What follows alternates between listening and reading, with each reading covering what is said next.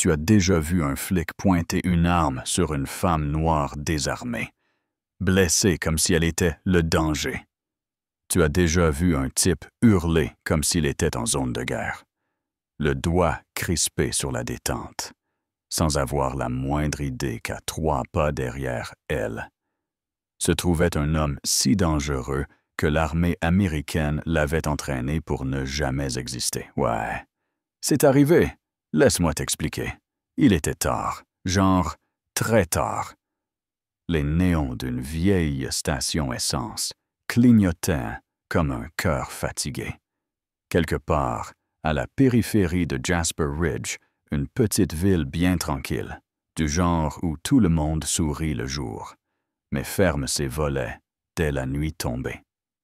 Camille Alvarez venait de terminer un service de 14 heures à la clinique communautaire. Son uniforme sentait encore l'alcool et les couches pour bébé. Elle n'avait pas prévu de s'arrêter, mais son fils voulait du jus d'orange. Une petite course rapide. Elle sort du magasin, sac plastique à la main, et là, ça se figeait. Il y a des cris, pas juste du bruit des ordres. Un flic blanc, la trentaine, arme levée, hurle sur un jeune homme près de la pompe numéro 3. L'atmosphère est tendue. Tu peux presque la sentir te coller à la peau. Camille ne bouge pas, figée. Le souffle court, le flic la voit, et quelque chose en lui explose. Les mains en l'air, reculées. Elle lève les mains. Le sac tombe. Le jus roule sur l'asphalte. Elle dit « Je vais juste à ma voiture ». Bang! La balle lui transperce l'épaule. Nette, rapide, violente. Elle s'effondre. Le jeune homme s'enfuit. Le flic ne le suit pas. Il reste là, haletante, comme s'il venait d'accomplir une mission. Sauf qu'il n'a pas remarqué la voiture qui vient d'arriver de l'autre côté du parking.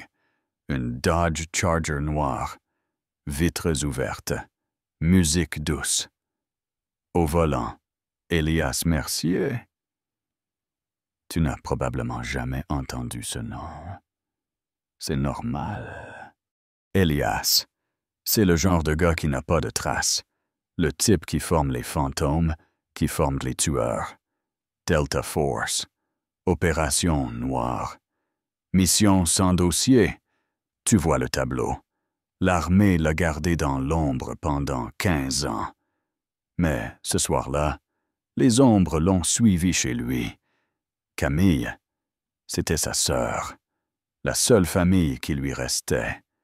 Quand il l'a vue au sol, du sang sous elle, son visage n'a pas bronché. Il est sorti de la voiture, a marché, lentement, précisément. Il lui a pris le pouls, a appuyé sur la blessure, lui a soufflé quelque chose à l'oreille. Rien que pour elle. Et puis, il s'est relevé et a ouvert sa veste. Ce n'était pas une veste ordinaire.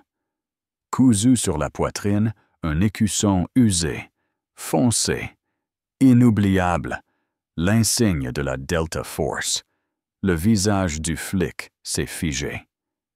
Et Elias, il n'a pas sorti d'arme, pas crié. Il l'a juste regardé, droit dans les yeux.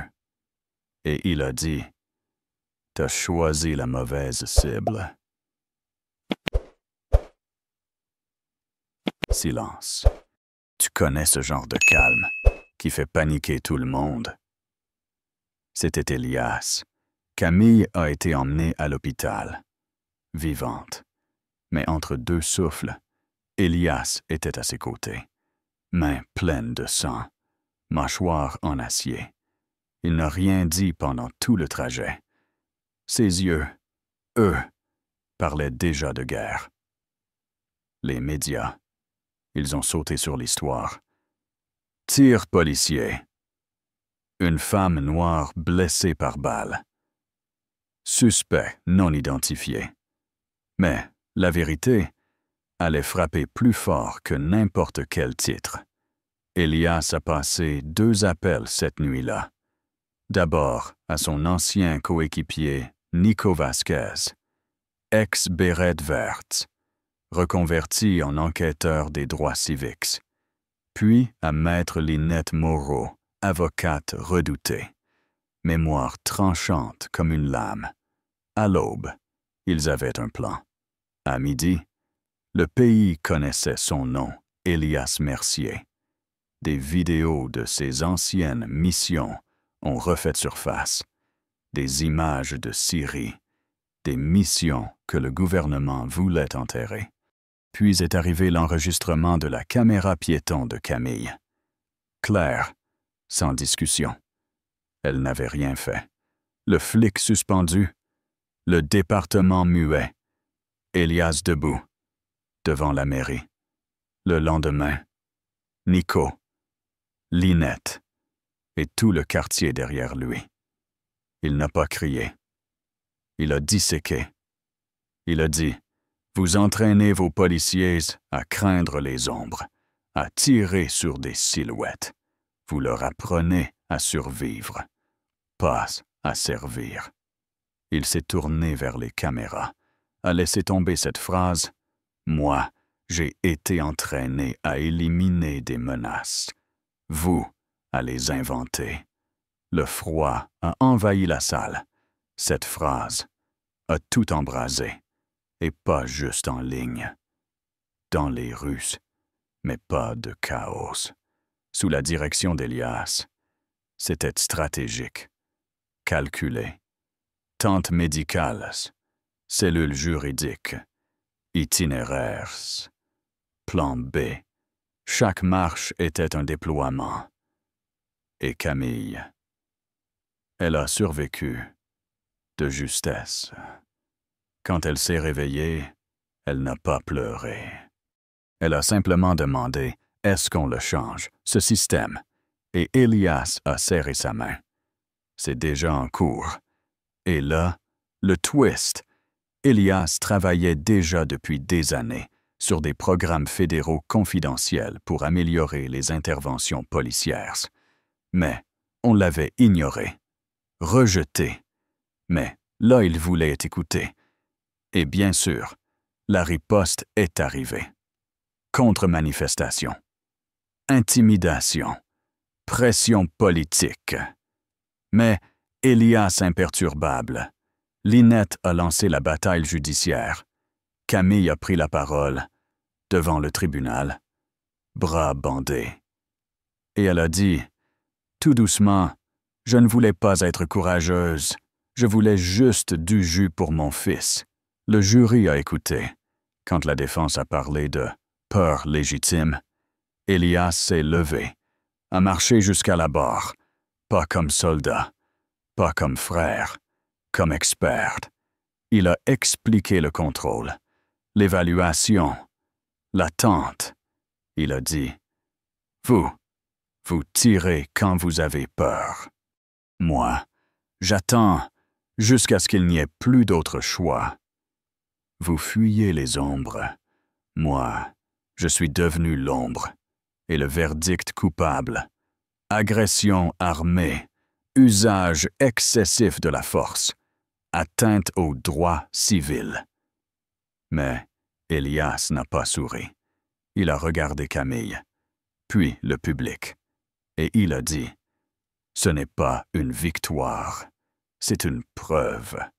Preuve que si on se lève, qu'on parle, qu'on s'organise, on peut tordre le système sans se briser. » Et maintenant, écoute bien, cette nuit-là, Elias est retourné à la station essence, vide, silencieuse. Il est entré, a pris une bouteille de jus d'orange, a payé en liquide et en partante. Il a dit au caissier, « Elle va enfin pouvoir l'offrir à son fils. » Et il est reparti, dans l'ombre. Mais l'histoire n'était pas finie. Des semaines plus tard, des groupes de justice ont commencé à apparaître. Partout dirigé par des anciens militaires. Des civils formés, des équipes prêtes. Il s'appelait Unité Écho. Parce que parfois, l'écho d'une seule voix peut réveiller une nation. Camille en est devenu le visage. Conférences, ateliers, réformes, et Elias, toujours là, invisible, mais présent. Pas besoin de reconnaissance, juste des résultats. Alors maintenant, je te pose la question. Tu crois que justice a été faite? Est-ce qu'Elias a eu raison de rester froid, calculateur, maître de lui? Ou aurait-il dû rendre coup pour coup? Peut-on bâtir un mouvement pacifique en s'appuyant sur des guerriers, ou le vrai changement a-t-il besoin des deux? Dis-le-moi dans les commentaires, parce que ce combat, ce n'est plus leur combat, c'est le nôtre. Et parfois, l'homme le plus dangereux dans une pièce, c'est celui qui ne dit rien, jusqu'à ce que ça compte vraiment.